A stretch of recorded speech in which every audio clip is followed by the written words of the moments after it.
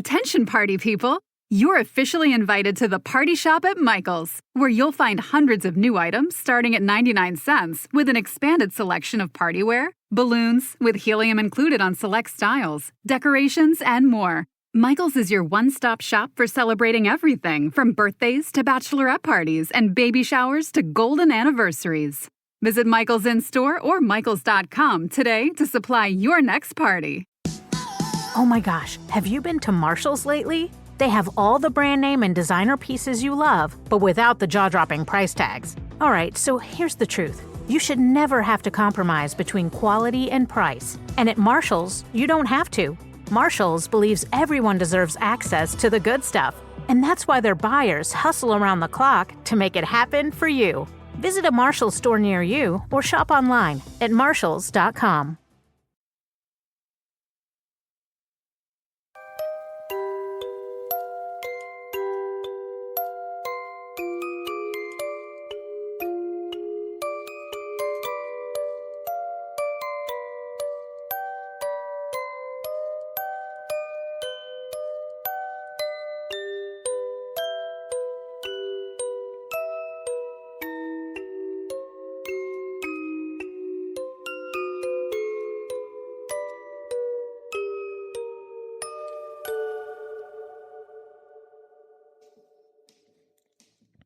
Welcome to another episode of Fringe Beyond Limits. Welcome back, everyone. Hey. Howdy ho. How are you guys doing? It's been a week. It's always been a week. It's always been a week. But yesterday I went for a walk in the woods and I feel much better. Oh, yeah? Yeah. Were you Little Red Riding Hood or the wolf? I was Snow White. Mm. Because a deer walked within feet of me and he just stood there and it looked at me, and then I had a squirrel following me and I had chipmunks and birds following me. I was having my little Snow White moment. Snow White moment. Yeah. All right. Is there a wicked witch to poison you? Life. Life is poison you. All right. It's like a good metaphor. Yeah. Do you at least have a Prince Charming to kiss you back alive? I do. Okay, good. You just have to find me in the woods, though. Gotta find her first. I'm not sure that's where Prince Charming will be looking. Well, isn't that how Snow White? She was in a coffin in the woods under glass, like a cheese board. Yes, like on display. Yeah. She's presenting. All right. Yeah, so Brie, you? I got my mattress. Oh. How was it? It's comfy. You break it in? Just sleeping in it normal right now. Okay. That's disappointing. Noticed that was Lynette that asked that, not me. It was that time of the month, so no. No. Like, what do you mean? It was the time of the month. For sleeping. Time for sleeping? Yeah, duh. What else would it be? I have no idea. I've never heard anybody say it's that time of the month. Yeah. My period. Yeah. Like an dot. Like an exclamation point? Like a dot. Like boom. Okay. I don't know what that is. I got nothing for you, sir. Yeah, I got nothing, and I have no idea how to comment on that. What's the other name? Aunt Flo. Like Florence? Is that so short for Florence? Yeah. I didn't know you and Missy had an Aunt Florence. Yeah. Oh. Things that you know now. She's also on those progressive commercials. Oh. And also the video games, Diner Dash. Mm-hmm. The main character's Flo. Oh, yeah. Okay. I remember the game. I don't know an Aunt Flo. I've actually always wondered if they modeled the progressive lady after her because they look almost similar. Oh, interesting. If you think about it. I can't think about it because I don't know what the Diner Dash lady looks like. Look it up. You have the computer in front of you. Google it. Yeah, I'm not going to Google that. Probably something like a bleeding vagina might pull up or something. I don't know what the guys are talking about. Yeah, maybe. All right. Well, how was your week? Yeah, it was great. It was nice. It sucked. I need more alcohol. Just all of the above. Yeah. It was great. Well, you got enough wine to last your year here, so I think you have enough. Yeah, I do. So I'm going to just start chugging wine. Mm-hmm. So we'll have that competition later. Instead of a beer bong, it's wine bong. Wine bong. Yeah. Bong of wine. Bong wine. Bong wine. I think that flows better. It ant flows better. Bong wine. Yeah, pretty much. Ant flows better with the bong of wine. Yeah, something like that. Yeah. Red, right? Red wine? Red wine. Yeah. All right. So we got things that keep you up at night? Mm-hmm. Yeah. We still doing that? Yeah. Okay, great. I'm all for it. Do you guys want to start off with one? Yeah, sure. Okay. If you think about it, the voice in your head can scream louder, whisper, and speak in a normal voice, but it's always the same volume. Never noticed that? No. Yeah, technically it's always the same volume, even though it's yelling at you. I have more than one voice in my head. Dude, that's what I was actually going to bring up for what keeps me up at night was voices in head. So Great minds think alike. this is interesting. Great voices in your head think alike. Maybe it's just a collective voice. I just think it's different people in my head. But it's always the same volume. No, it's not. Mm-hmm. Not in my head. You don't know what goes on in my head. I don't think anyone wants to know what goes on your head. No, nobody does. Like, it's not like aliens will come down to research on your head and then they'll actually like drop you back off because they're too scared. If they try doing that, I will guarantee that they will have seizures nonstop for the rest of their being. Well, at least we know that aliens won't ever come to our planet anymore after that happens. Yeah, no. My mind will scare them away. So I'm that's why I'm not scared of aliens. Bring them on. Yeah. So what was yours now, Lynette? Mine was just that the voices sometimes are different. Sometimes it sounds female, sometimes it sounds male, sometimes it sounds like me, sometimes it doesn't. Mm-hmm. I didn't know if anybody else experienced anything like that. Yeah. I actually read somewhere when I was reading about being intuitive that if you have voices in your head like that, it means that you are clairvoyant, or not clairvoyant. You talk to dead people, basically. Oh. It's like a sign. Great. So you talk to dead people. Well, they don't tell me anything fun. Why not? I don't know. I try asking questions like, who is this? And I get nothing. Do you ever hear different tones or voices or accents or like? Sometimes, yeah. Yeah. I just thought it was my own little internal monologue. Just today I'm going to have a British accent. Yeah. And, Right, yeah. and tomorrow I'm going to sound like I'm from Kentucky or something, Yeah. I mean, that sounds par for the course. I just Please don't lock me away. Please. that's not the reason I'm going to lock you away. Oh. Yeah. What is? Oh, we have 18 past episodes we can go back and listen to. There's plenty. There's plenty. So I think what keeps me awake at night is caffeine. Yeah. Yeah, caffeine will keep me awake and not let me sleep. Physically and mentally, or one or the other? Mentally. Okay. Yeah, I'm always physically like body is tired. Yeah. But brain is. Yeah, at this age, your body is always tired. Like, it's just ready to pack it in, pack it up, pack it in, let me begin. Sorry. Yeah, it's ready to call it a day and say goodbye. And my mind is like, no, not yet. No, yeah. Let's do this now. It happens to me all the time when I stop drinking caffeine and I'm still doing it. Yeah. So it's not the caffeine for me. No, it's the caffeine for me. That's what keeps me up at night. So You should switch to herbal tea. herbal tea, Herbal tea. Chamomile. herbal chamomile. Chamomile. I'm gonna tell you something. We're hitting some great stuff in this episode already. Talking about herbal tea and chamomile. I mean, people listening are enthralled. Well, we're going to break their brain with today's episode. Yeah, what is that? We want to talk about, or I want to talk about, because I won't stop talking about, the Leave the World Behind Netflix. So the Netflix movie, Yeah. Leave the World Behind. Yeah. Okay. Yeah. What do you want to talk about? There are 10,000 Easter eggs in this film, and I don't think I'll ever watch a film the same ever again in my life. Okay. Just there's so many things that it feels intentional. So Mm-hmm. I just want to talk about some of them because they're kind of mindfucky. Okay. Yeah. All right. I like mindfucky. That's going to be... See, from chamomile tea to mindfucky. Yeah. There's no places we won't go here. So, all right. So did you guys watch it? I watched it the one time. I know I said I was going to rewatch it. The weekend got away from me. That's fine. But I did watch it one time. I'm watching it, and this is actually one of those things that's keeping me up at night because my mind doesn't understand one thing in that movie, and I am frustrated. Sexually? That too. Oh, well, I mean, you have a brand new mattress that you could have broken in, but you chose not to. So I put that on you. My husband's too busy with this new PlayStation 5. So, well, you know. I just meant by jumping on the bed. What were you talking about?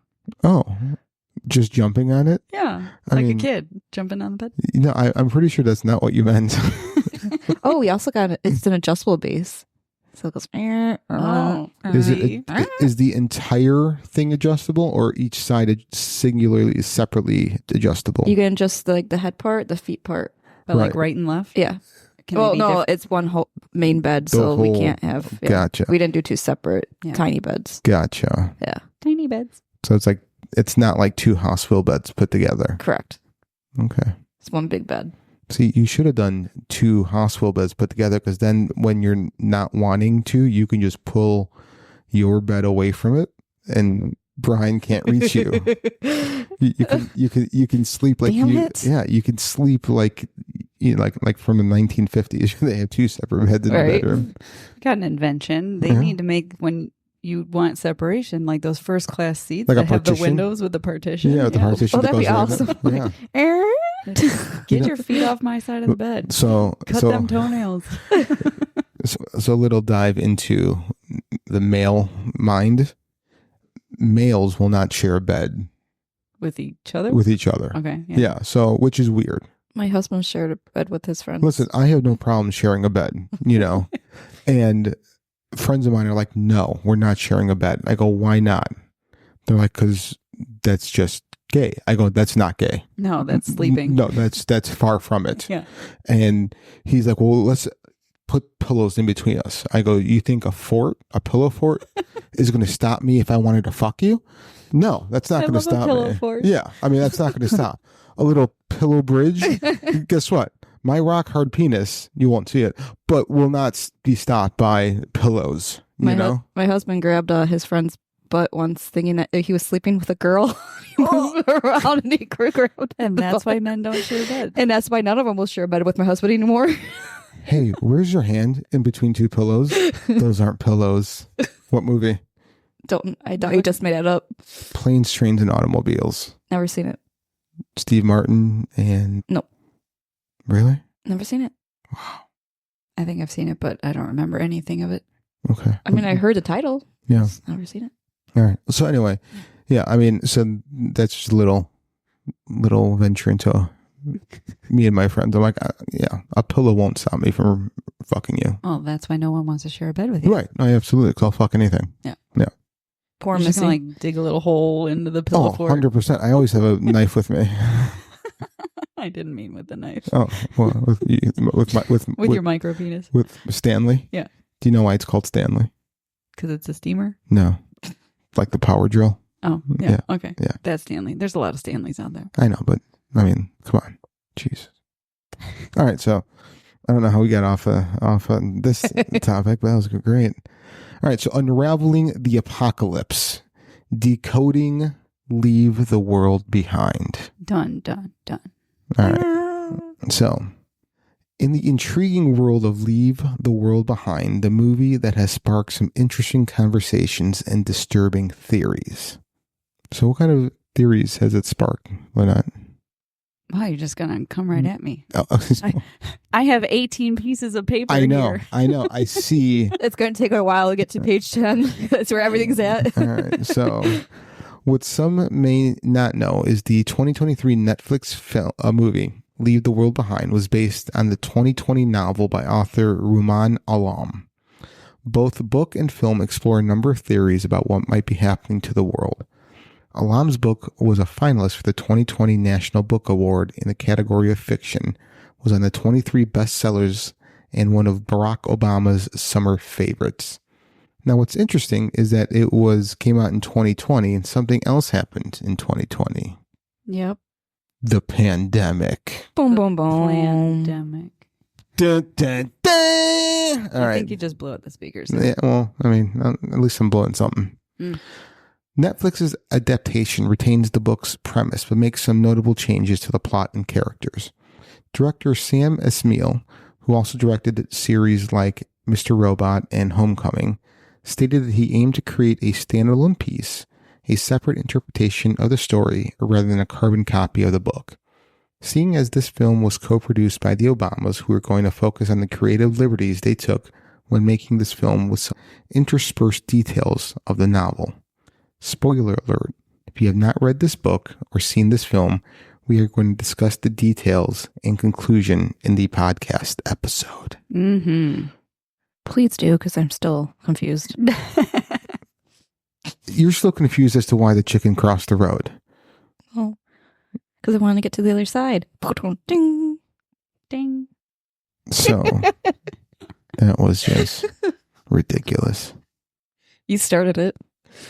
This suspenseful and provocative novel is keenly attuned to the complexities of parenthood, race, and class. The apocalyptic psychological thriller film takes it a step further to illustrate the breakdown of social order when we no longer have our technology. Leave the World Behind also explores how our even closest bonds are reshaped and unexpected new ones are forged during times of crisis. Mm-hmm. All right, so I was just going to say, let's just run through a breakdown of the film and okay. Yeah, so we'll go. Then we can kind of pull out some of the fun. Love it. Tidbits. All right, so yeah, we'll run through the synopsis here.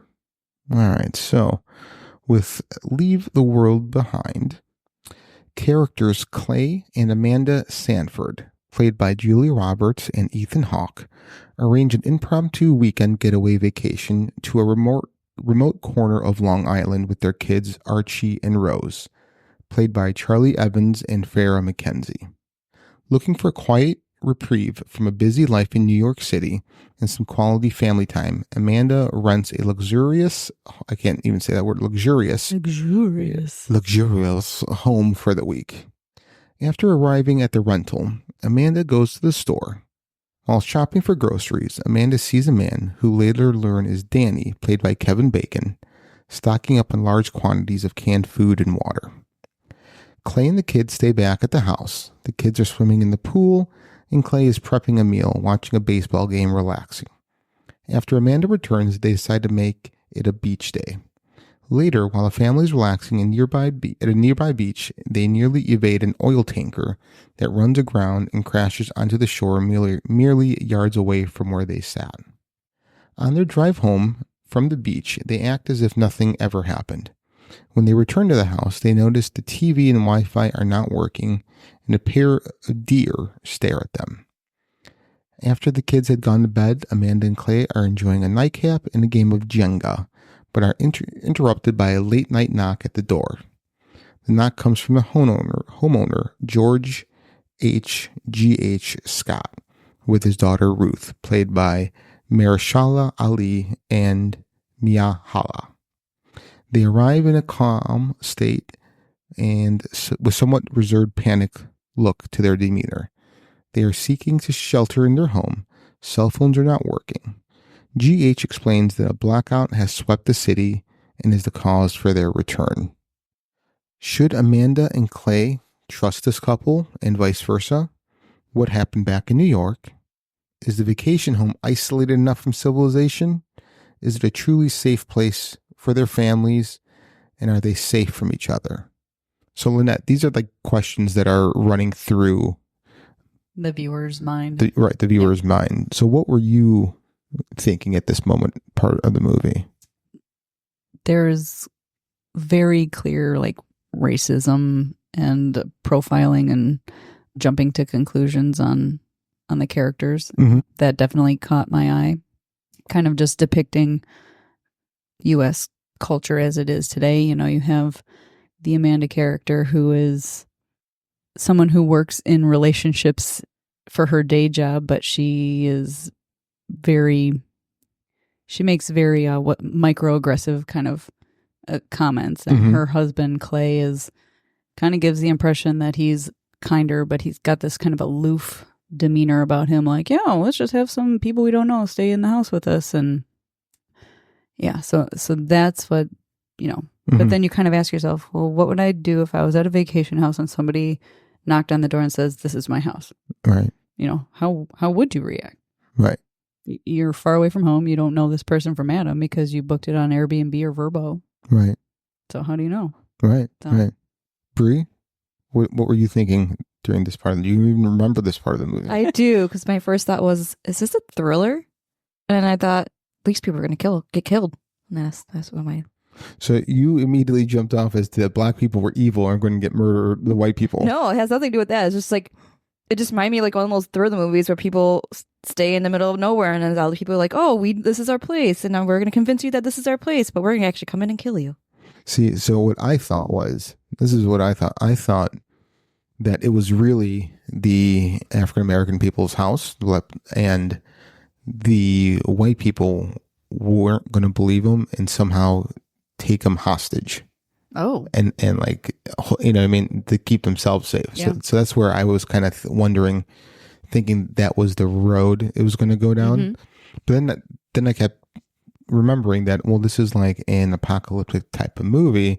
So I think it's got a broader narrative, some maybe not, maybe. Mm-hmm. And so I was kind of going back and forth and trying to figure out ahead of time how this was going to play out. So yeah, that's where I was at. Oh, that's interesting. Yeah. I actually never thought the whole entire movie was anything had to do with race. Oh, really? Yeah. It didn't pop in my head. Yeah. Well, I was just trying to figure out if this was a thriller or not. yeah, the Julia Roberts character definitely had I just thought she was a bitch. No, I really thought that there was some major underlying racist tones to how she acted towards them. Yeah, there was so many cringeworthy comments. I just thought she hated people because at the very beginning she goes, I hate people. Yeah. And then that's why I just thought she just didn't like people. Yeah, but when you're exposed to racism, that's usually a phrase people say when they're directing it towards only a certain type of person. No. And unfortunately, I've been around a lot of racist people. Mm-hmm. Not just racist, homophobic. Oh, yeah. Racist, just small-minded, closed-minded people. It's amazing that I turned out so well-balanced. Oh, so balanced. Oh, jeez. So Amanda is suspicious. Oh, look at that. It kind of just picks up right where we talked about. Amanda is suspicious and doesn't want them to stay. Clay, however, decides he trusts them enough and lets them stay the night in the basement. Later in the night, the television switches to display an emergency warning from the emergency broadcast system on all channels. The next morning, Rose is frustrated that the Wi-Fi and TV are still down, which has prevented her from watching the series finale of Friends. Now, Rose is the daughter of Julia Roberts, right? Yes. Okay. So she couldn't watch the series finale of Friends. Amanda notices 4 news alerts on the phone, 2 of which are about the blackout affecting the East Coast, the third alert about a hacker attack being behind the power outage, and the final one beginning with the word breaking and containing corrupted or encrypted text. Attempting to learn more about the disruptions and what's going on, Clay says he will drive into town to find a newspaper and talk to the locals. G.H., who is the African-American person, Yep. right? The homeowner. The homeowner says he is going to head over to the neighbor, Huxley's house, to check on them and see if they know anything. Amanda, Ruth, and the kids are to stay home. Ruth is very concerned about nearby power plant as she believes this is the first place cyber attackers would hack to cause this outage. So, where do you guys have anything interesting thoughts at this point of the movie where it seems as though like every scary movie, the one thing you shouldn't do is break up and go your own way. And this is exactly what at least 2 characters are doing. Yeah, that's a good point. I don't watch enough movies. Yeah, no, you don't do movies. I just obsess over 1 or 2 of them. Well, thank you for bringing this into our life. But yeah, that's a really good point. If you're in a place of emergency, let's all scatter. Right. Yeah. Right. I mean, and you can't get a hold of anybody because there's no... Right. And then on top of that, I mean, the 2 men, right, who are By quote, definition. Right. This is not, my belief system, because I think that the Julia Roberts character is much more protective than her husband in this movie. Mm-hmm. But the two men are the ones that decide to go and leave all the women and children behind, which is weird. Like, if you would do that, I would think you would kind of do it in groups. Right. Yeah. Like partner up, buddy system or something. Right. So. But also it seemed like Clay just wanted to get away. As much as he's like, I'm just going to go grab a newspaper and see if I can help. The perception I had from him was, I can't be around my kids and family right now. They're stressing me out. Yeah. He did seem very weak-minded. Yes. Yeah, I do agree. Like, not good under pressure, not good in stressful situations. Right. He needs everything to be copacetic and relaxed. I like that word. You do? Yeah. Oh, you're welcome. I'll say it one more time. Copacetic. Ooh. So he definitely seems like a very weak-minded individual. Mm-hmm. Privileged almost. Yes. Yeah. Bree, any thoughts? Any questions? Well, during this part, I even got more confused. I'm like, okay, maybe GH and his daughter are not bad people. And they're, because they're working together now, so I'm confused. I'm like, okay, maybe this is not a thriller anymore. But I'm like, Clay's leaving. He's probably going to be the first one to die. Yeah. Yeah, that was my first thought. Weakest link. Yeah, 100%. He should have died. Yeah, he should have. I would have murdered him if I was there. All right, so Clay gets lost without his GPS. He pulls over and exits his car to look around, missing a few seconds of clear reception on the radio broadcasting news of the cyber attack having catastrophic environmental effects in the South and also impacting animal migration patterns. A little while later, Clay comes across a frantic and panicked Spanish-speaking woman on the side of the street. Clay, not knowing any Spanish or what to do, drives away and abandons the woman on the road. After speeding away from the woman, he encounters a drone dropping leaflets written in Arabic. GH searches the neighbor's home, finds a satellite phone inside, and determines that there is no signal from the satellites. On the beach nearby, he discovers the wreckage of a recent plane crash just before narrowly escaping another airliner crashing. Rose sees a massive herd of deer standing motionless in the backyard. Rose walks with Archie in the woods where they come across an empty shed, and Archie removes a tick from his ankle on the way back. While the kids are out, GH confides to Amanda the events he has witnessed. He thinks the satellite connectivity has been disrupted, but he is cut off by a loud bang, followed by a massive ear-piercing shrill noise that causes everyone to fall to their knees screaming and covering their ears. I hated this part of the movie. That noise, like I muted it just because it was so uncomfortable to hear. Yeah. I don't know. Yeah. Maybe I had my speakers up too loud, but maybe. probably. Probably. It was brutal. Can you hear me now? What? Yeah. So Amanda is Julia Roberts, right? Yep. Mm-hmm. Yeah. So I didn't like the fact that GH kept Ruth, is his daughter, out of the conversation because she is an adult. Right. So I think they should have definitely not let the kids know anything like going on at this point, which I agree. But all the adults should have been on the same page. I just think he didn't really want her to know about the airplane thing because they're expecting her mom, his wife, to come back on a plane. So he didn't want to freak her out with that. That was the main issue. It was more of a father protecting his child. Yeah. Even though it doesn't matter how old they are. I understand, but at the same time... Well, the daughter knew something. Yeah. She was semi on the inside. Yeah, and you really need to let your children, especially adults, make their own decisions. You can't make it for them, and I feel by withholding, all that's going to do is drive a wedge into their relationship during this period where everyone needs to be together and trust everyone wholeheartedly and without question. So by doing this, all he's doing is giving her a reason to distrust him again in the future by not telling her everything. That's perfectly valid. Yeah. But as mentioned before, like a big portion of this book and movie was to talk about like parenting. Yeah. And how different folks raise their kids in mm-hmm. everyone's might have a strict household, might have a lax household, might have an abandoned type of household, Right. or or what is the phrase, like helicopter Helicopter mom parent. or parent or whatever. Yeah. So yeah, Yeah. but you bring up a good point. Like, by making that decision, how does that potentially impact future relationship moving forward? Right. Right. Especially, during cyber attack, right? Mm-hmm. So, yeah, that's the only, I mean, I could understand a teenager and younger, but as an adult, you know that you raised your child to be X.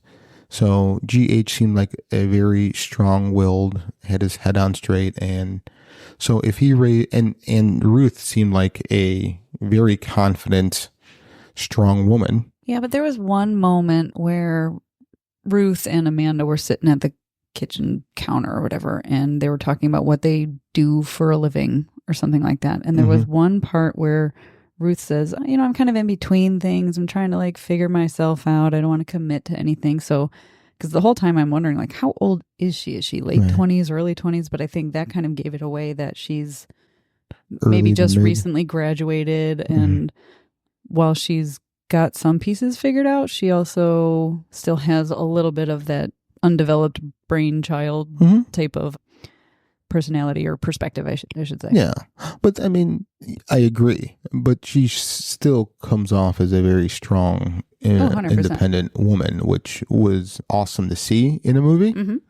So I think her father sees that as well and should have, I mean, I get trying to protect your kids, but, it comes a point to where we all need to band together and work through this together. So I don't know. I mean, it's nice that we all have different opinions. Yeah. Yeah. We know you're not Clay. You're not just going to run away. No, I'm not. Yeah. I would do something stupid and probably get us all killed. Yeah. Yeah, Great. probably. So, back at the house, Amanda recalls a man stockpiling supplies whom GH assumes to be Danny, his contractor. Clay returns shaken with the leaflet, which Archie partially translates as Death to America. The Sanfords decide to drive to Amanda's sisters in New Jersey, but find the expressway jammed with collided brand new self-driving Teslas. They narrowly avoid more incoming Tesla cars, continuing to drive into the pile, and are forced to return to GH's house. Did this scene like fuck with your head? To tell you the truth, when I saw that, I kind of thought that the cars had a mind of their own, like almost like Terminator, like the machines came to life. But then as I started thinking, like, oh, well, it makes sense if it's a cyber attack. These are just going haywire. Yeah, they got, well, and the screen only showed it for a few moments. When she's looking at the window sticker, it says, summon my car to the parking lot, auto driving, self-driving, blah, blah, blah. So if it was a cyber attack, and hackers just summoned all the cars to drive to a certain point, whether it's off a cliff or to a bridge or to whatever. Right. Can you imagine being in one of those? I cannot. I was more, when I watched that, but the first thought I was like, why are they all white? Because there's like only like... There's only white cars. Like, none of them, there's no black, there's no red, there's... Well, Elon said you can get the car, he just recently did this, but you can only get his cars in, I think, black or white. And if you want a different color, or maybe you can only get it in white, but if you want a different color, you have to pay for it now. And a lot of auto manufacturers are doing that. Really? Yeah. That's so weird. Because I it's don't cheaper like for white them. cars. It's cheaper for them. How is it cheaper? I mean, you don't You just buy a bucket. You don't have to custom blend colors. You just buy buckets and buckets of white paint. Yeah, but I mean, even if it's a color, you're still paying the same amount for red paint than you are for white paint. Well, no, you as the consumer pays an upcharge to I have a red understand car. that. But what I'm saying is a manufacturer, even if I go to Benjamin Moore, but if I go to Benjamin Moore, there's not a different price for each color paint that I buy. It's all the same price. If I want a gallon of paint of X, Y, or Z, it's the same. Yeah, but by streamlining your process, you save money. You don't have to buy blue and red and green and orange and blah, blah, blah, blah, blah. Well, for one car. You know what I'm saying? Yeah. You can mass produce everything in one color. It's just manufacturers being cheap. Yeah. no, it's just corporate greed. It's also corporate greed. That too. Yeah. I mean, that's what it boils down to. Uh-huh. All right. So throughout the night, Ruth asks Clay provocative questions, and they later discover flamingos in the pool. Amanda and GH establish a friendly bond, but they are cut off by a second shrill noise and the power fails. Later, when all 4 family members are huddled together in the same bed, Rose tells Amanda a version of the parable of the drowning man from an episode of The West Wing. Archie falls asleep, burning up with a fever. What was the slight twist? So when I actually researched the West Wing parable, it was actually entitled 2 Boats in a Helicopter, whereas the example that Rose gives as she's falling asleep was a radio transmission as a warning, a boat to save you, and a ladder from a helicopter. So the difference is there was a radio heads up instead of 2 boats trying to come save you. Gotcha. My eyes are burning. I'm not crying. The next morning, Archie's teeth inexplicably fall out. Believing it is related to the tick bite, GH suggests visiting Danny for medicine. Rose is now missing, and GH and Clay take Archie to visit Danny, while Amanda and Ruth search for Rose. At the shed, the 2 are confronted by an even larger herd of deer, which they scare away. GH and Clay attempt to convince Danny to help Archie, which results in an armed standoff between GH and Danny. Clay intervenes, convincing Danny to help Archie. Danny informs them that another neighbor may be equipped with an underground bunker and suggests that the shrill noises, which have most likely led to Archie's teeth falling out, result from the use of microwave weapons. So it was cool to see at the shed with the herd of deer that Amanda basically saved Ruth because Ruth froze. Yeah. Also, when you said the shed, my brain immediately went to the shed aquarium, and I thought you were going to tell an anecdote. So it took me a second to reel that back in. I'm just going to put this in your mind. I am not that clever. To go to the shed? Yeah. No, there was a lot to unpack with this part, but I don't even know which place to start. But when I was watching the film and his teeth were falling out, and obviously also with that sound thing, was that actually did happen in Cuba. People were being bombarded with radio waves causing headaches and their teeth to fall out and things of that nature. 60 Minutes even did an episode on it of how politicians are being targeted by radio waves, whether you can auditorily hear it or you can't hear it because it's outside of the threshold of hearing. It's called the Havana Syndrome. Yes, thank you. Welcome. Yeah. I've heard of it. So when that happened, I was like, ooh. Yeah, I was hoping you would bring that up. Yeah. I don't want to step on your toes. When I saw the teeth coming out, my first thought was Cabin Fever, that movie. Yeah, I don't think Lynette did that movie. Yeah, no, I didn't do that movie. That's why I looked at you. That's why I looked at Lynette. Yeah. What I first thought of was if you dream, I think this is an Italian thing, if you dream of your teeth falling out, that's a bad omen. I've had a couple of streams in the past. Yeah, did bad things happen afterwards? I can't even tell you. Well, it's supposed to indicate change. So that change could be bad, but it... Yeah, well, I mean, Italian or it could ones, mean like you're letting go of something too, so that might even be cutting people out of your life as well. Like it could be tumultuous. Yeah. Or it could just be part of the natural process. Yeah, maybe. Or technically even both, right? It could be one of a million different things. Sure. Yeah. In the movie, GH theorizes that an enemy might be trying to destabilize the United States through a cyber attack, information blackout, and civil war. GH tells Clay and Archie that on the basis of his work with military contractors, the country is in a 3-stage campaign leading first to breakdown of social order and resulting in a coup d'etat or civil war. He believes that people will be forced to turn against each other and that the families need to take shelter in a bunker to survive. At the same time, Amanda and Ruth watch New York City's skyline being bombed with gunfire and mushroom clouds. Rose then finds the neighbor's house with the bunker. Inside, a computer message warns of attacks by rogue military elements and elevated radiation levels in many U.S. cities. She also finds the DVD Friends and watches the series finale. And that spoiler alert, is how the movie ends. So... And I'm still confused. Yeah, that doesn't surprise anyone here. But So that was the general synopsis. Lynette, where would you like to start? Oh boy. I guess maybe the first thing that caught my mind in this film was the usage of color. Mm-hmm. There was a very distinct red and blue and black and white. Okay. So if you know anything about color theory and things of that nature, that blue is a serene color. It's supposed to bring peace. It's supposed to kind of calm you down. And that color was typically used in the film when the main characters were living in normal times or status quo, or when things were of the usual prediction. They could predict, things. And then the color red was thrown in there when controversy, when upheaval, when something dramatic or something dangerous happens, potentially. And then you have a lot of this black and white of, I think, indicating a dichotomy. Mm-hmm.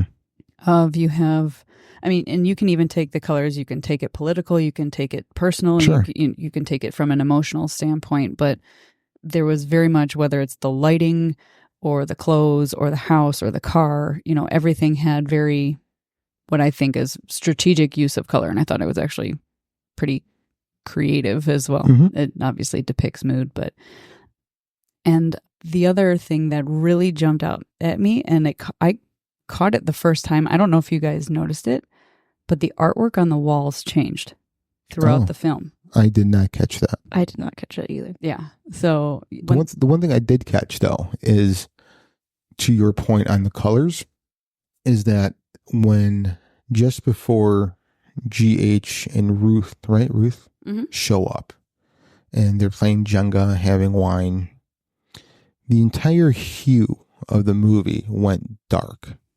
Yeah. Like it was just. There was almost like a filter. Or like a dark. Yeah. Yeah. Like a grayish shadow, right. dark. Yeah. Right. Right when the doorbell rings, I feel is when it kind of switched over to that dark hue. So I did catch that. And from that point forward, nothing, even when they're out in the pool during the day, it seemed like it was an overcast, even though the sun was shining. Yeah, you can clearly see that there was sun on their skin. Mm-hmm. It had a very flat or muted type of color to it. Yes. So I did notice that, but sorry, I didn't mean to interrupt, but I did not notice the artwork changing throughout the movie. Yeah. So in the main living room where the dining room table is, there was a massive, you really can't miss it, artwork that showed about four little triangles or steeples. They're all abstract art. Mm-hmm. And in a sense, it kind of depicts the characters in the film. And at one point, Julia Roberts is standing in front of the tallest triangle. Mm-hmm. Clearly, she's the head of the household or whatever. Right. But as the film goes on, that image becomes more and more distorted. And just as their life is becoming a little bit more and more chaotic. So here. And then towards the end of the film, it's like a complete mess. It's not even close to what the artwork looked like before. Oh, wow. That's there was really also interesting. waves behind the headboard of the primary bedroom. And when they first moved to the house, it's pretty calm, serene. The waves are low. As things start to happen, the wave starts getting higher and higher. And towards the end of the film, they're fully covered in the waves. Mm-hmm. And it's also that drama of they're kind of in over their head. Right. That's pretty interesting. Yeah. That was a nice catch. Yeah. Another thing is there was a constant representation of 666 Oh, really? in the film. Okay. It seems like everywhere you looked, right from the very opening scene when Clay is in bed, he has a clock next to him, a coffee cup, and a clock on the other side of the bed that said 666. The house had windows that were 6x6, broken down into 6x6 grids. The chairs at the pool were 6x6 or 666. So I just Wow. That's interesting. there was just a lot of representation of 666 in there. So I thought that was kind of crazy. Yeah, that is. As we all know, 666 is the omen. Mm-hmm. Boom, boom, boom. Sign of the devil, sign of the beast. Dun dun dun. And then even in the opening scene. So again, this is why I spent like 20 minutes in the first 5 minutes of the film. Maybe This is why she's got 16 pages. all the books on the shelf that she's standing in front of. I shouldn't say all because you couldn't read all of them, but the ones that caught my eye I thought were really interesting. There was a book on the nightstand called Blink, The Power of Thinking Without Thinking by Malcolm Gladwell.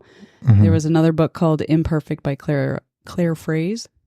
Off the Cliff, there was Witches, The Conjure Women, Ruth Bader Ginsburg. There was an ethics book. There was another book called The Like War, which is how to weaponize social media. And then there was another book called This New Noise. So there was just a lot of books that, like, if you're staging a film, I don't know, it's just, does somebody who stages a film just go to a thrift store and just pick any books? Or why were these books so prominent? Right. And when you start kind of digging into the concept of some of these books, it was like, so the Imperfect book was about a girl who's lives in an impoverished city, and she's kidnapped by basically the mega powerful corporation who runs tests on her and like try to escape. It was just, it's weird. No, it is. It is very weird. But I'm going to ask a weirder question now. Who sings the song Sign of the Beast? Pee Wee Herman. Close. Bree, don't Google it. No, there's no Bree. You're disqualified. I have no clue. You're disqualified. I didn't do it. It's Iron Maiden. Oh, yeah. Such a great song. Great song. Iron Maiden. I knew that. Yeah. Yep. All right, sorry. I don't even know where to keep going with this. No, like, you're doing great. Just go page by page. Just page by page. Like, even the opening credits, like, there's just a lot of like black and white imagery, you know, showing a lot of anti-American stuff, a lot of nature, transportation, defense, financial systems, health, and technology. It was just, I guess, kind of telling you what the film was going to cover. But I think one of the things that really kind of bothered me is when that oil tanker, whatever, crashed into the shore and they're driving home, that they're just sitting there in silence. And then Amanda's character's like, a Starbucks. And then they all perk up and they're like, okay. And they go grab Starbucks. Like, yeah, I thought that was kind of weird. Like, they are so numb to, or oblivious to everything going around. Yeah. As if they're watching a video game or they're watching a movie or something like that. And they didn't just nearly get run over by a oil tanker. So, speaking, like, this may be going off topic, but not really, because it's still related to the movie.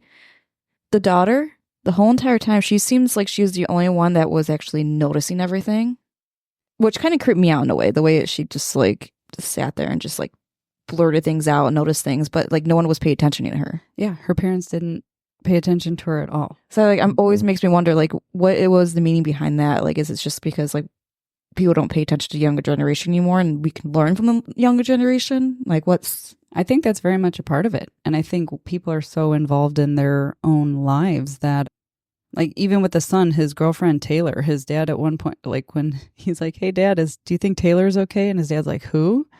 You know, they're not paying attention to their kids in their lives. They're just, as long as they're happy, healthy, and breathing, there's that emotional disconnect. Because in that opening scene, you have a dad listening to the radio. Mom's on the phone talking to a friend. Son's in the back seat with his headphones on listening to music. And the daughter's got her earbuds in watching her Friends. iPad. Yeah. So 4 people in a car on a road trip, not talking to each other, not interacting.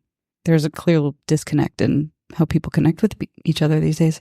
Yeah, no, it sounds like it shows the deconstruction of the family unit, where, yeah, I'm part of this group, but none of them are a active participant in the group. Right. They're just there to do their own thing, and father, son, mother, daughter, wife, sister are just titles, and that's it. There's no real meaning behind them. Right. It's just, we just share genetic material, and that's it. Where I'd rather hang out and be with whoever else.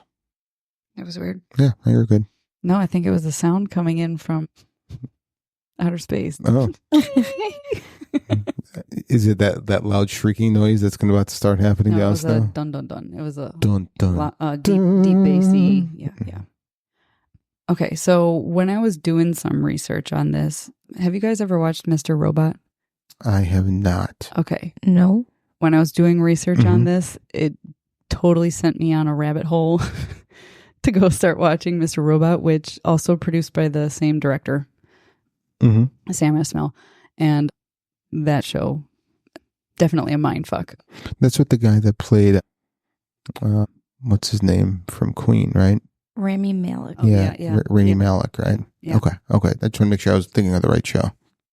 But so I saw someone had a theory out there that this Leave the World Behind film takes place in the same universe as Mr. Robot. And essentially the premise of like Mr. Robot is trying to take down the major corporations of the world called E Corp, which he calls Evil Corp. Okay.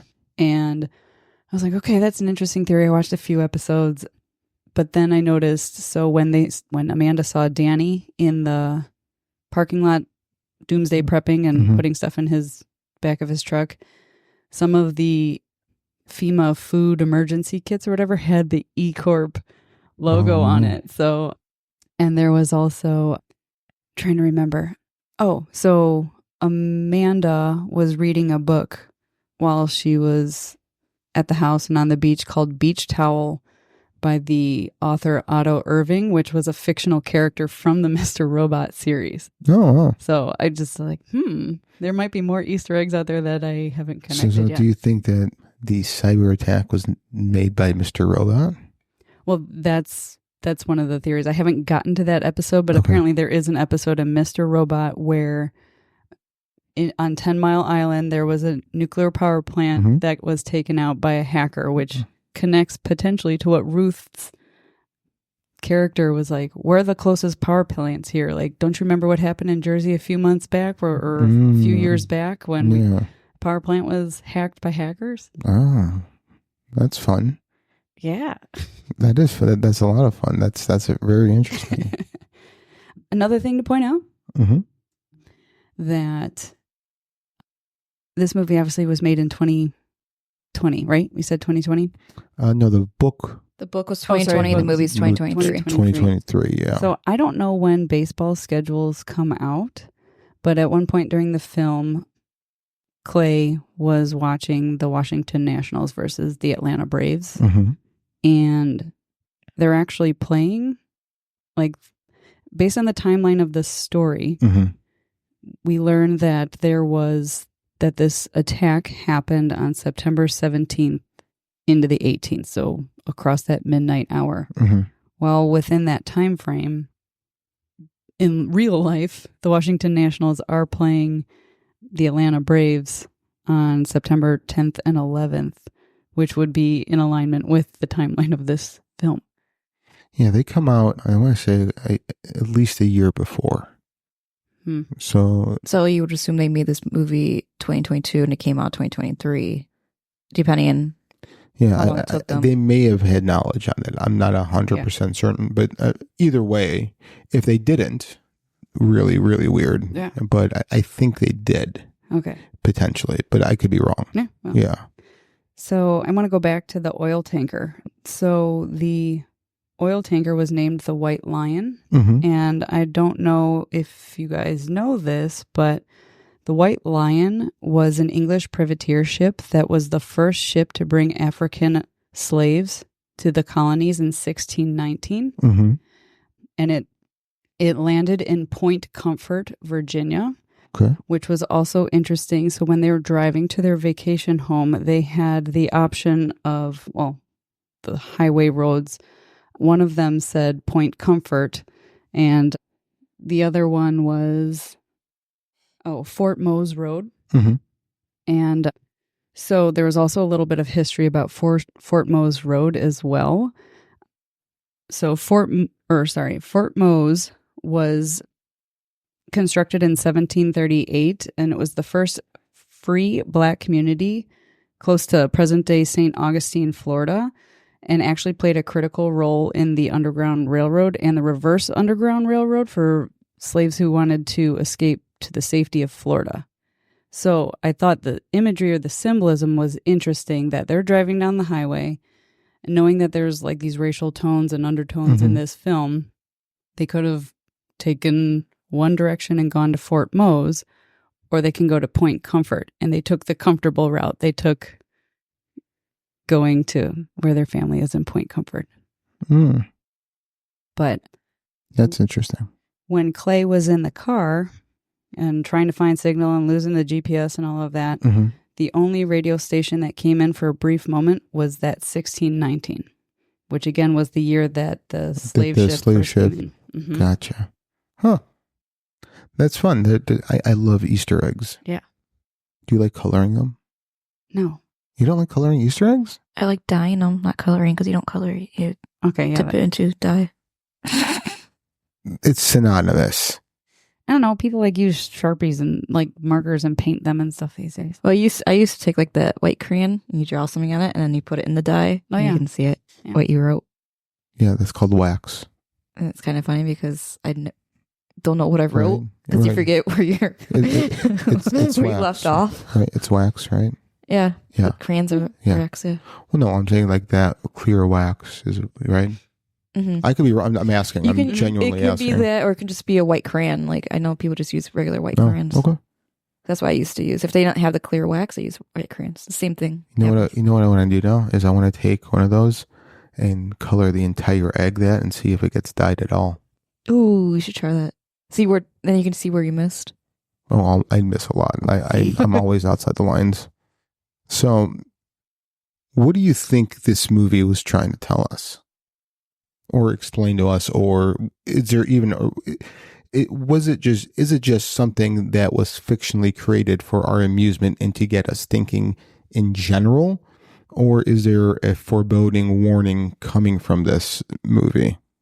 I think initially when I first saw it, I went down the hyper conspiracy, especially knowing that the Obamas helped produce it. I mean, former president, you obviously had access to some pretty privy information, right? And the fact that there were so many details, it seemed like it was time's running out.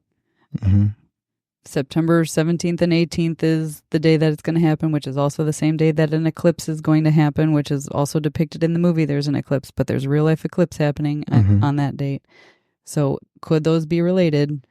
You know, FEMA's been practicing what happens when we have blackouts and stuff like that. Just like before COVID happened, they were running practice on what happens if we have a pandemic. So like went down the super, this is a warning type of route. But, you know, kind of digging into this, while I still think it's a warning, I think it's also wake up, because we're so connected to our devices. We're so not interacting with each other. We still have social issues going on in this world that if, let's just say, China, Russia, and Iran all won, or which one are we that we don't like? Well, I thought we got along with one, Iran or Iraq. I always get them mixed up. We invaded Iraq. Okay, well, I don't know.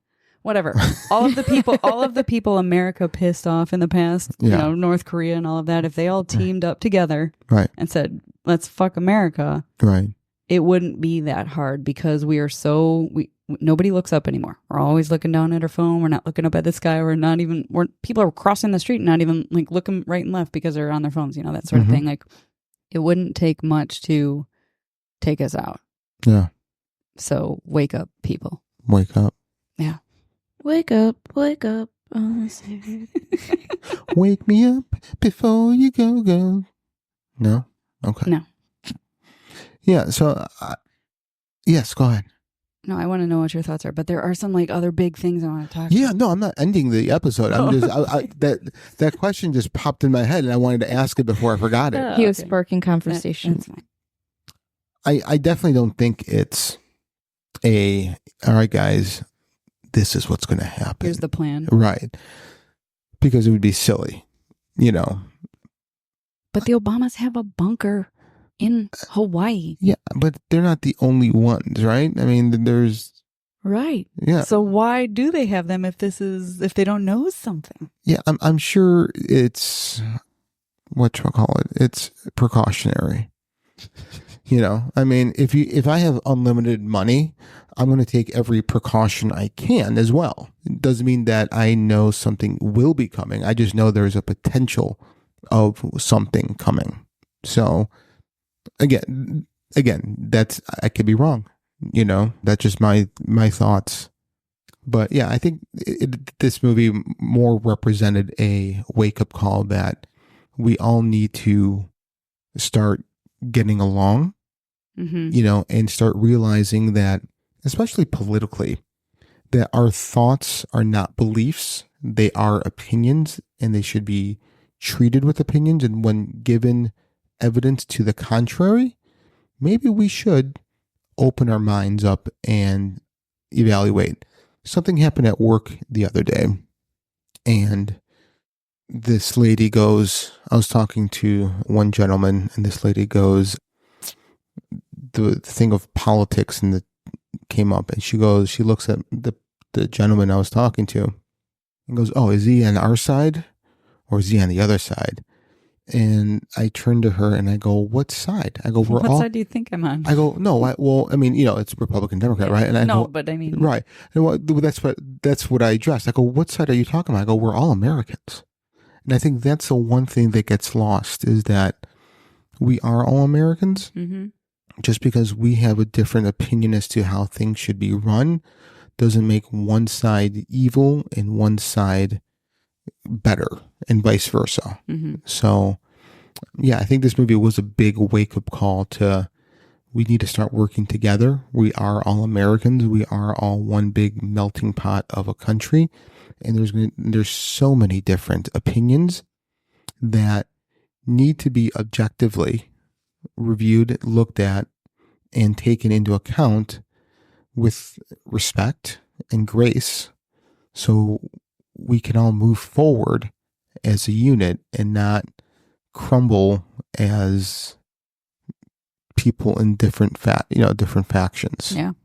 So, yeah. So anyway, I'm off my little thing. Well, do you have something to say? Yes. Okay. My thoughts on this whole thing has to go back with what Lynette said with the technology. I just think it's trying to tell us that technology is ruling our everyday lives. We rely too much on it. Mm-hmm. That we need to take a break from it and realize that we can't rely on that one little thing, because it breaks. It can be hacked. It can ruin everything. And yeah. But I also have a question that has nothing to do with this thought. Okay. So at the end of the movie, Rose, she finds the bunker. Why is it that bunker has everything working? Has the TVs working? She's able to watch her show. Why is it? It's running on a generator. But not the generator. Because their house had electricity. It's just they couldn't. Yeah. There's no Wi-Fi. There's no. Right. She didn't have Wi-Fi or anything either. She put in a DVD of. But the TV was working. There was a news broadcast that came on TV. I missed that part then. Yeah. It said there's a. It could have just been. You said it when you were going through your thing. So when she went into the basement, she had to turn a dial, which essentially turned on the generator and the power that lit up the whole basement. But if you noticed the upstairs, it was all dark. She was eating at the kitchen table in the dark, but she essentially engaged the power to the basement. And that's when the TV monitors and everything all lit up. Yeah, and there was a message, and it was a news thing saying that there's radiation levels in the cities and all that stuff. So there was actually something broadcasting on there. Do you think that maybe they had like an antenna?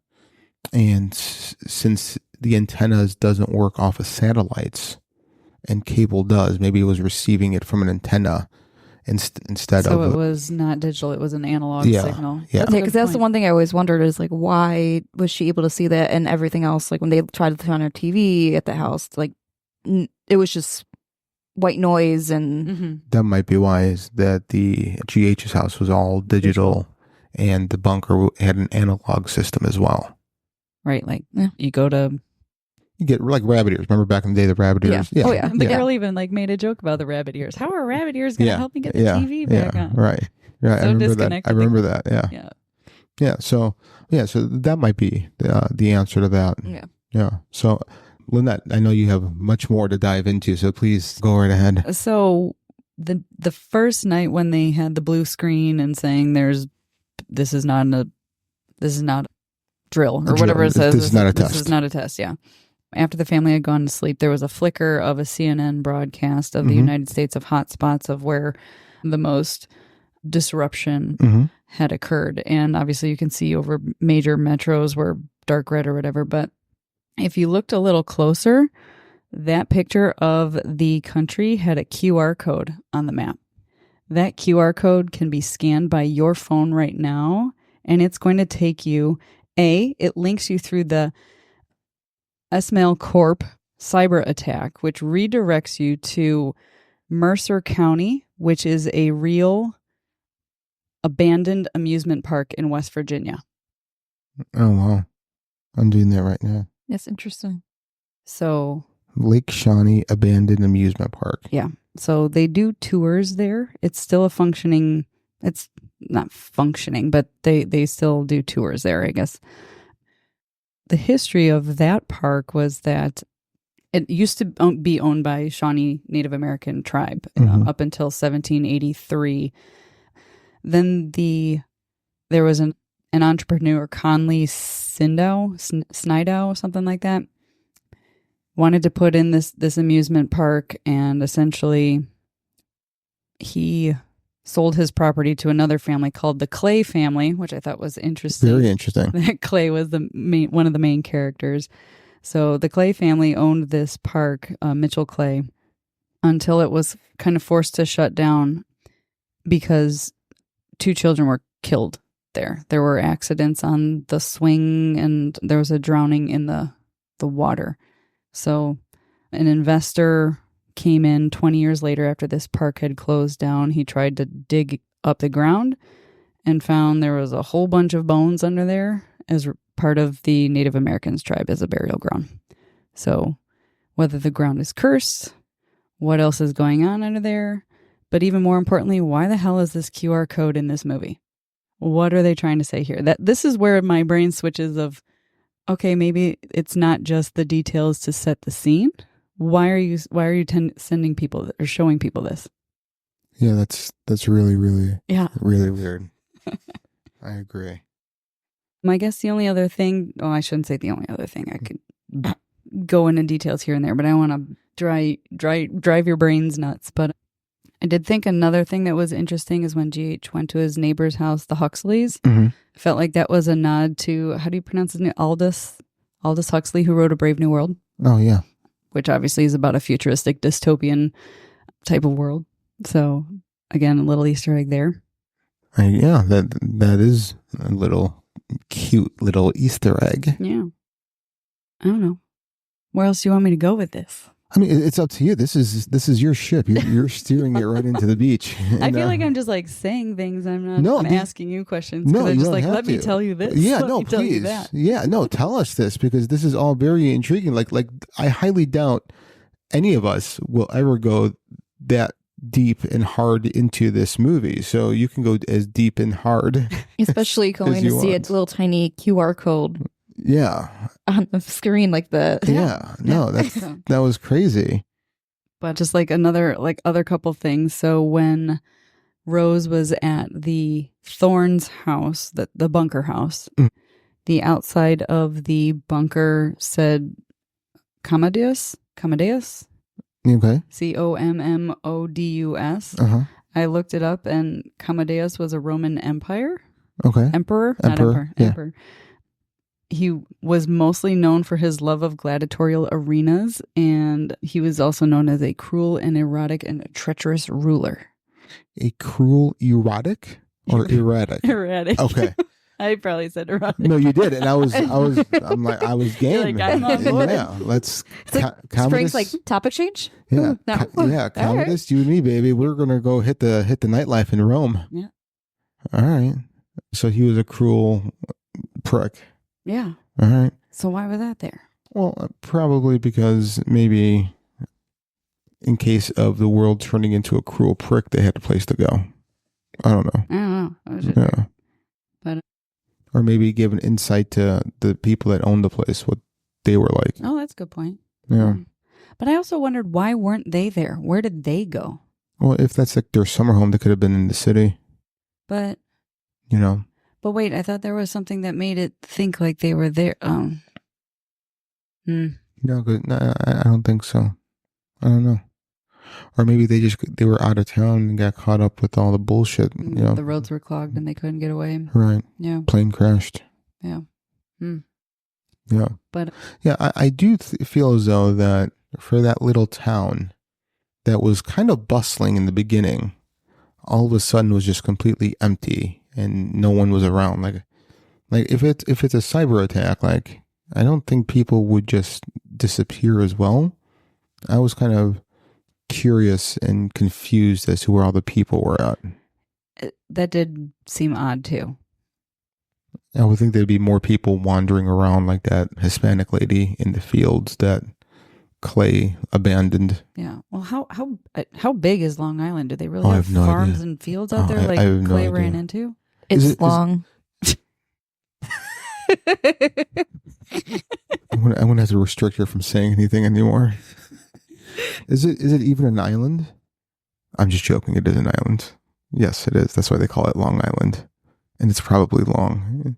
Is there only one bridge to get back to the mainland? Like, is that like Maybe. the film sort of depicts? Maybe. One way in and out? Yeah, probably.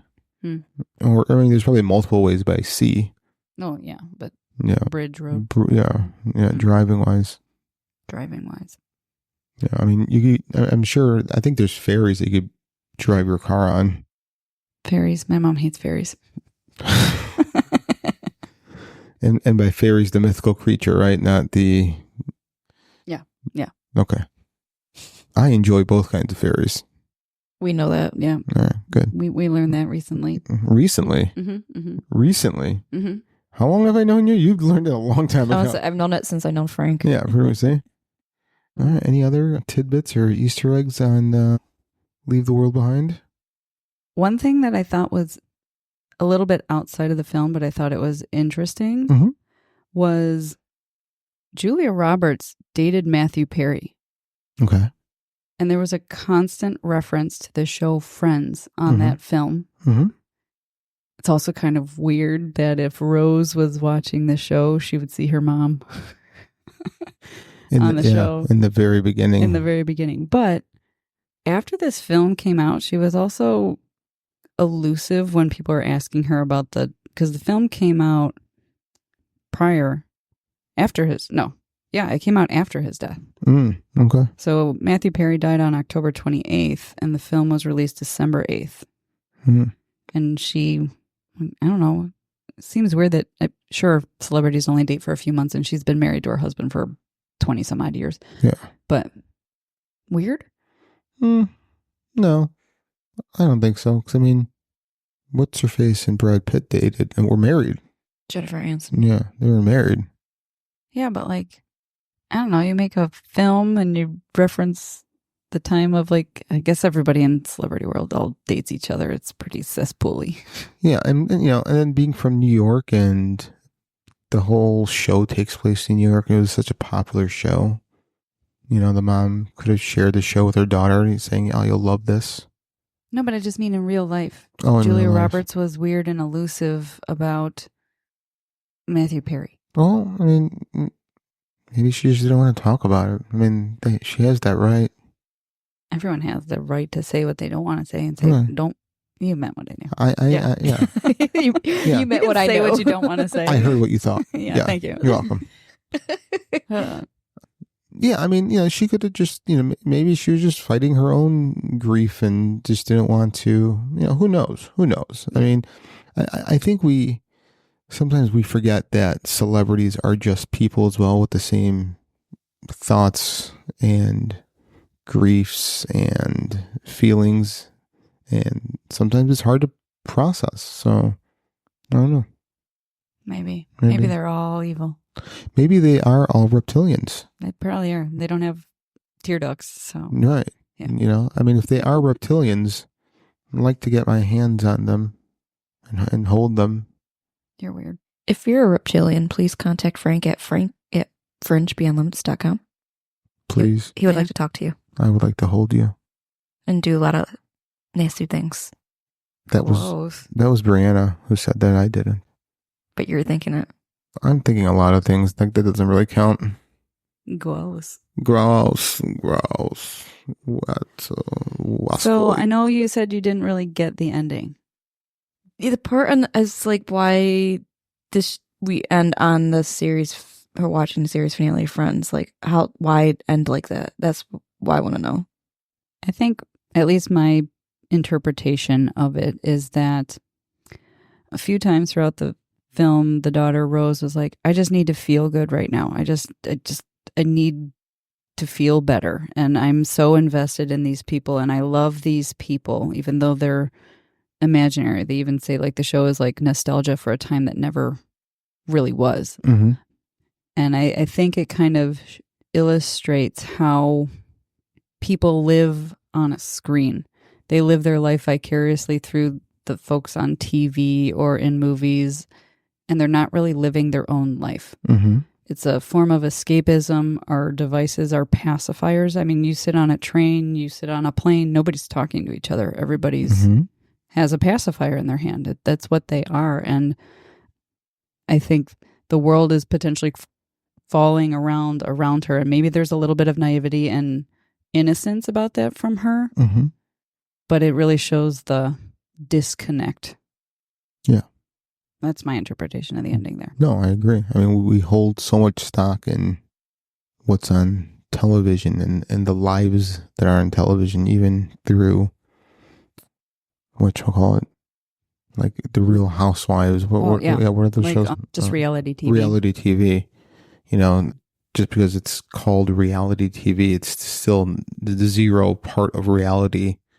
But people live and die. I mean, you know, look at the Twilight movies, Team Jacob and Team Vampire. I forget. Edward. You know, I mean, oh yeah. So speaking of that, let's talk about that, Team Edward and Team Jacob, right? These were teenage boys at the time that adult women were swooning over and going, oh my God, did it. Can you imagine if that was reversed? If they were teen girls? Well, hypothetically, Edward was like 100 years old in the movie. Hypothetically, he was a teenage boy. That's 100 years old because he was a vampire. Doesn't matter. He was a teenage boy. What about Jacob? Jacob was a teenage boy. They were both teenagers in real life. In real life, yeah. In real life, too. It's not like... But in the movie, Edward was like 100 years or something. It's not like it was like Beverly Hills 90210 when they're like 25-year-old adults playing a 17-year-old child. No, these are children playing children, and adult women were... Because we haven't had a good boy band in a long time. Is that what it is? There's probably. Yeah. Well, I mean, NSYNC was... I know, but they were already, the band was already broken up. What about New Direction? One Direction? I don't know. I don't know boy bands, as you can tell. I saw the poster in your room. Oh, all of them. K-pop, right? Is that one of them? That's like a genre. BTS? Oh, BTS. Yeah, that was like episode 2. Something like that. Yeah, BTS. BTS. I feel like that's like a naughty acronym for some reason. BEK. Ooh. Yeah. BEK. Yeah. Black Eyed Kids. I always think of BTK.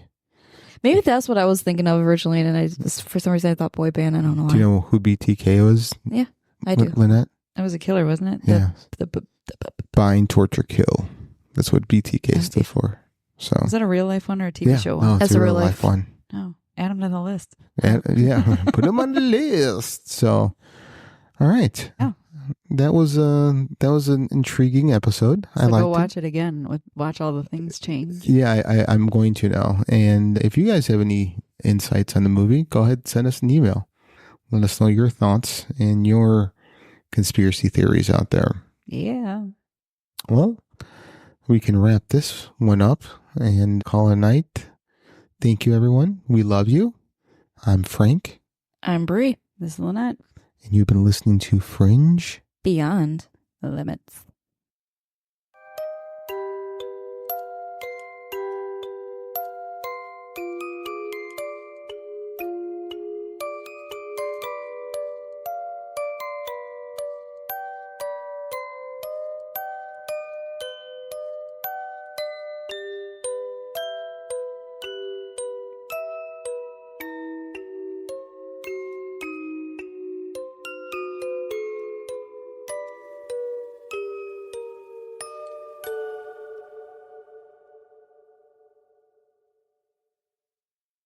Running a business means I wear lots of hats. Luckily, when it's time to put on my hiring hat, I can count on LinkedIn to make it easy. I can post a job for free or pay to promote it and get 3 times more qualified candidates. Imagine finding your next great hire in 24 hours. 86% of small businesses do. With LinkedIn, I can also easily share my job with my network. No other job site lets me do that. Post your free job at linkedin.com/Pandora. That's linkedin.com/Pandora. Terms and conditions apply. Attention party people! You're officially invited to the party shop at Michael's, where you'll find hundreds of new items starting at 99 cents with an expanded selection of party wear, balloons with helium included on select styles, decorations, and more. Michael's is your one-stop shop for celebrating everything from birthdays to bachelorette parties and baby showers to golden anniversaries. Visit Michael's in-store or michaels.com today to supply your next party. This episode is brought to you by Progressive Commercial Insurance. Business owners meet Progressive Insurance. They make it easy to get discounts on commercial auto insurance and find coverages to grow with your business. Quote in as little as 7 minutes at progressivecommercial.com. Progressive Casualty Insurance Company. Coverage provided and serviced by affiliated and third-party insurers. Discounts and coverage selections not available in all states or situations. Oh my gosh, have you been to Marshall's lately? They have all the brand name and designer pieces you love, but without the jaw-dropping price tags. All right, so here's the truth. You should never have to compromise between quality and price. And at Marshall's, you don't have to. Marshall's believes everyone deserves access to the good stuff. And that's why their buyers hustle around the clock to make it happen for you. Visit a Marshall's store near you or shop online at marshalls.com. Hey, hate to do this. Could we reschedule Our morning hike. I was just about to ask the same. next week? Yes, it's Dunkin' Original Blend time. Staying at home with Dunkin'? Don't mind if I do. The home with Dunkin' is where you want to be.